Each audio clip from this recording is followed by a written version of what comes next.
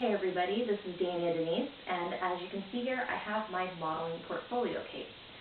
Any model that starts getting work, getting published, doing photo shoots, whether you're freelance or with an agency, should have a portfolio. Although there is a lot of online galleries and links you can send to clients, a lot of times on castings and go-sees, they're still going to see your hard copy book, which is slang for portfolio. Now, there's different kinds of portfolio cases that models can use. The kind that I have has a little pocket in the front, so I can stick my resume or a headshot in there and I can easily pull it out and hand it to the person. And sometimes they have the same sleeve or pocket in the back. Mine actually doesn't have that, so if I have loose paperwork or pictures that I'm not really interested in using at the moment but may use at a later time, what I'll do is I'll just stick them all into the sleeve near the very back. Now, if there's one thing you'll notice, it's blank. There's actually paperwork in here as well as pictures, but you can't see them. I've reversed it so that you don't see those things. In case you're wondering why, it's because your portfolio is your public work that you show to clients, and they can tend to be nosy.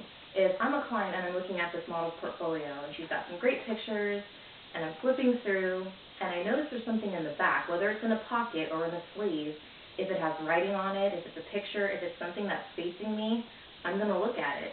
And that may sound a little disrespectful or like an invasion of privacy, but again, your portfolio is a public book of your work. That means that anyone looking at it is going to flip through, and if you've got stuff in the back that seems interesting, even if it's a modeling contract or random notes or pictures maybe you don't like, they're going to be viewable. So if you want to avoid that, because not only is it kind of awkward if they're looking at paperwork you don't want them to see, sometimes it might even work against you. They might see a picture that's very unflattering and they might just use that alone to decide to not hire you, or they may see your contract with a certain agency and they may start reading into it, and I don't know, people are crazy sometimes when it comes to the reasons why they exclude models for certain jobs. The bottom line, don't give them any reason to discount you for a gig.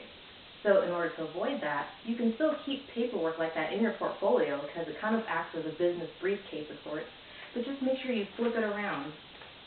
Even though you can kind of see through, this is my resume actually that I flipped over, even though there's some words visible there, chances are they're not going to go so far as to actually take it out and flip it over.